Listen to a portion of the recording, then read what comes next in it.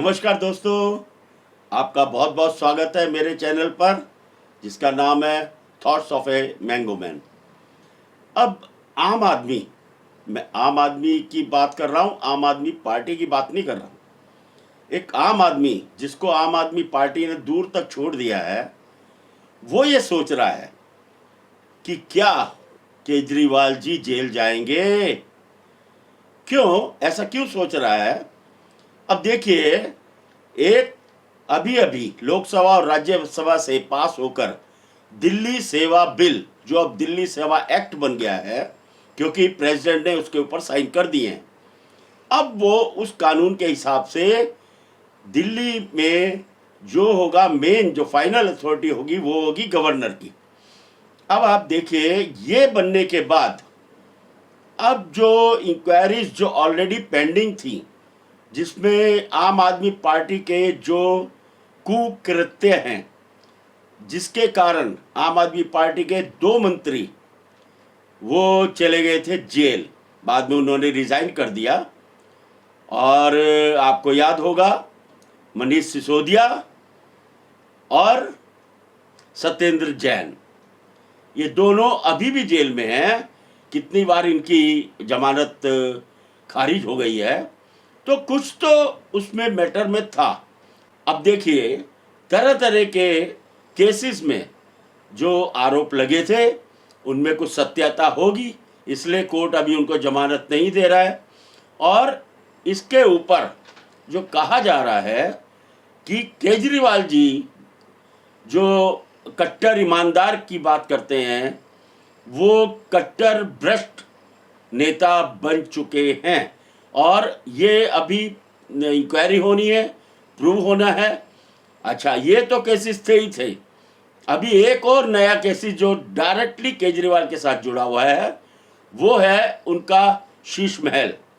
शीश महल में जो उन्होंने करोड़ों रुपए खर्च किए, और खर्च नहीं किए, खर्च तो चलिए हो सकते हैं, गवर्नमेंट की पॉलिसी में कभी भी कितने भी हजारों करोड़ों भी खर्च हो सकते हैं, लेकिन जो भ्रष्ट तरीके से खर्च हुए हैं, क्योंकि बहुत महंगे महंगे पर्दे, करोड़ों के पर्दे, करोड़ों के मार्बल, और जो घर में कुछ भी लगा है वो एक्चुअल रेट से बहुत महंगा खरीदा हुआ है।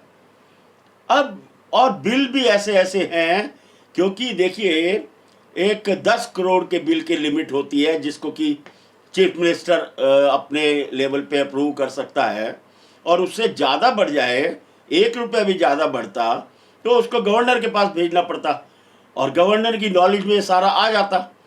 तो कोरोना पीरियड में ये सब चल रहा था, और उसमें 10 करोड़ से कम कम के बिल पास हुए हैं। एक बिल तो सुनने में आया है कि 9 करोड़ 99 लैक्स, और शायद 99.9 लैक्स, मतलब थोड़ा सा कम था 10 करोड़ से। अब देखिए, इस तरह के होते हैं जब केसेस, तो आम आदमी, जो दिल्ली का एक आम आदमी है, वो क्या सोचता है, अरे यार, मतलब मैं तो यहाँ 1-1 रुपया बचा रहा हूँ, और ये महाराज जी करोड़ रुपए अपने घर पे खर्च कर रहे हैं, वो भी दिल्ली के लोगों का पैसा है, टैक्स का पैसा है।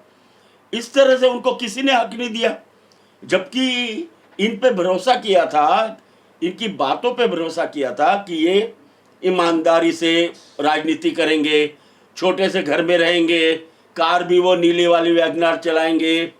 ये सब जो इनकी बातें थी, उस पर भरोसा करके पब्लिक ने इनको पावर दी थी। लेकिन यहाँ तो बहुत मोस्ट करप्ट हो गए। 2 मंत्री जेल में हैं, और अभी उनकी इंक्वायरी में अब पता लगेगा कि केजरीवाल का उसमें कितना रोल है।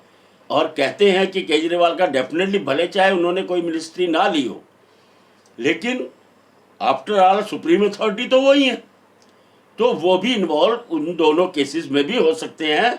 और ये जो केस है शीश महल वाला, इसमें तो डायरेक्टली इन्वॉल्वमेंट केजरीवाल की बनती दिखाई दे रही है। अब जनता इसलिए परेशान है कि किस पे भरोसा करें। एक ईमानदार आदमी, मैं अन्ना हजारे के जो अभियान था उसमें जुड़ा हुआ, अपने आप को बहुत ईमानदार, कट्टर ईमानदार बता बता के ऐसे ऐसे देशभक्ति के गीत गाए हैं मंच से। अब ऐसे आदमी भी अगर पब्लिक ने भरोसा किया है तो पब्लिक तो ऐसा लगता है कि उन्हें बिल्कुल ठगा गया। अब इन्होंने पब्लिक को कंट्रोल करने के लिए, एक लोअर तबके के लोगों को कंट्रोल करने के लिए इन्होंने रेवड़ियाँ बांटनी शुरू करी कि चलो इसी बहाने से इनको 200-300 रुपये दे के हम खरीद लेते हैं। वो बिजली के बिल में 200-300 बचा दिए, महिलाओं को फ्री में बस दे दी। अब बस दे दी, अब महिलाएं जो है 10-10 रुपये के चक्कर में इनके फेवर में इन्होंने अपने कर लिया। और इसी तरह से ही पानी का भी जो करप्शन हुआ है उसमें भी 20,000 लीटर तक इन्होंने फ्री करके 20,000 1 लीटर पर पूरा का पूरा चार्ज किया। तो इस तरह से इन्होंने आम पब्लिक को रेवड़ी बांट के खरीदा और जिसकी वजह से अभी तक ये पावर में बने हुए हैं। लेकिन आम पब्लिक को जब इनके ये सारे करप्शन दिखाई दिए तो आम पब्लिक का जो लोअर क्लास भी था, जो इनके फेवर में था, वो भी अब इनसे त्रस्त हो चुका है। देख रहा है कि करोड़ों रुपए लगा के इन्होंने अपना घर बनाया, करोड़ों रुपए का घोटाला, शराब घोटाला जो हुआ है। और सत्येंद्र जैन तो वो मनी लॉन्ड्रिंग के केस में अंदर है, पैसा इधर से उधर, उधर से इधर करना, ये सब सत्येंद्र जैन की मिनिस्ट्री में हुआ है। तो ये सारे इनके ऊपर इल्ज़ाम लगे हुए हैं।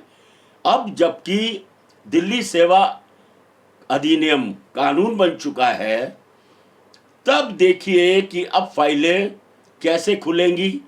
अब इनकी ये अप्रोच नहीं रही थी। जैसे क्या हुआ था कि सुप्रीम कोर्ट ने जैसे ही ये डिसीजन दिया था कि दिल्ली गवर्नमेंट वो अपने डिसीजन ले सकती है और अफसरों की प्रमोशन और तबादले वो दिल्ली गवर्नमेंट कर सकती है, तो उसी रात को दिल्ली गवर्नमेंट ने सबसे पहले अपने बंदों को भेजा है और जो विजिलेंस के सेक्रेटरी थे उनको रात को उठाया गया, उनसे ऑफिस खुलवाया गया और उसमें से जो भी फाइलें, चाहे वो शराब घोटाले की थी, चाहे मनी लॉन्ड्रिंग की थी, चाहे महल की थी, शीश महल की थी, वो सब उन्होंने वहाँ से निकालने की कोशिश करी।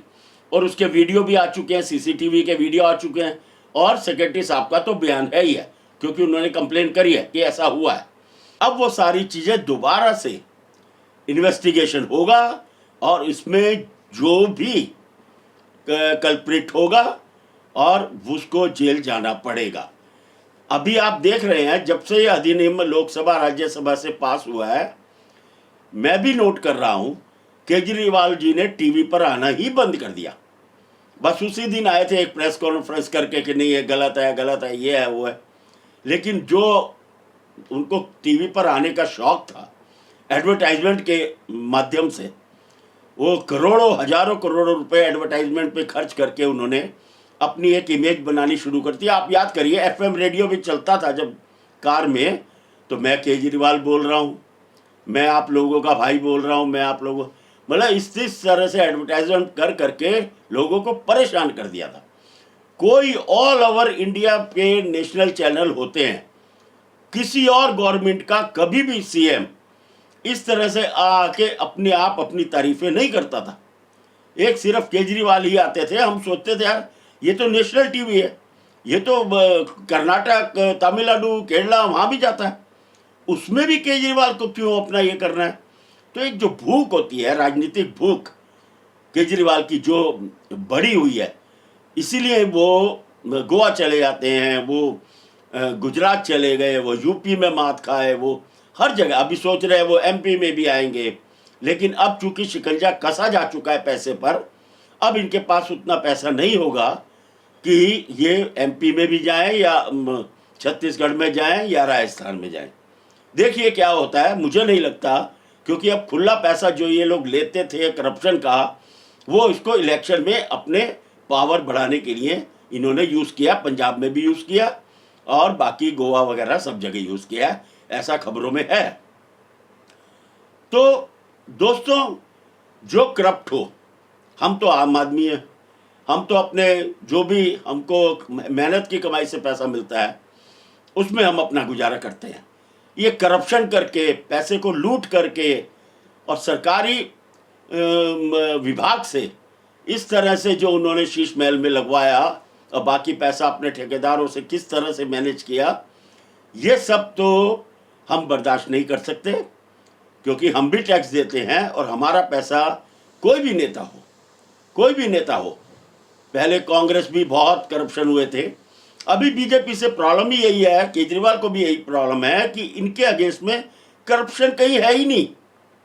अब कोई पकड़ नहीं पा रहा, तो मणिपुर पकड़ लेते हैं या फिर और ऐसे छोटे मोटे। महंगाई और बेरोजगारी तो एक घिसा पीटा मुद्दा पुराना हो गया है, वो तो कोई भी अपोजिशन होती है, ये दो तो बातें करती है, महंगाई और बेरोजगारी। अब किसी को पूछो भाई महंगाई कब नहीं थी, हमेशा होती है। जो भी पैसे आदमी के बढ़ते हैं तो उस हिसाब से महंगाई भी बढ़ती है।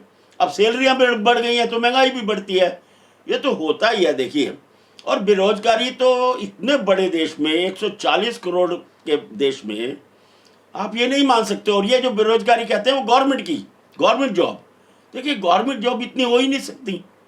तो अब इनके केजरीवाल के पास कोई या कांग्रेस के पास कोई मुद्दा नहीं रह गया है बीजेपी को 24 के लिए फंसाने का। और केजरीवाल जी तो शायद हो सकता है 24 से पहले ही इनकी इंक्वायरी खत्म हो जाए और इन लोगों को जो भी कानून के दायरे में जो भी इनके सजा हो सकती है वो हो। देखिए क्या होता है, आम आदमी तो ये सोच रहा है कि ऐसा करप्शन नहीं होना चाहिए। ये टोटल जो कट्टर ईमानदार बोलते हैं, ये कट्टर भ्रष्टाचारी है। 2 आदमी, इनके 2 मंत्री अभी भी जेल में हैं। तो देखिए, मैं तो सब भगवान के ऊपर छोड़ता हूँ।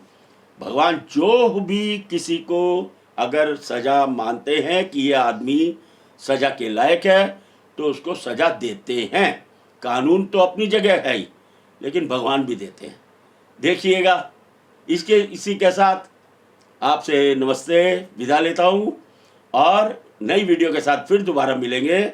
आप अपना बहुत बहुत ध्यान रखिए और आप सबको स्वतंत्रता दिवस की अग्रिम शुभकामनाएं। एक तिरंगा लीजिए, अपने घर पे लगाइए या अपनी गाड़ी में भी लगाइए और देशभक्ति की अलग जगाइए। धन्यवाद दोस्तों, नमस्कार। जय हिंद, जय हिंद, जय हिंद।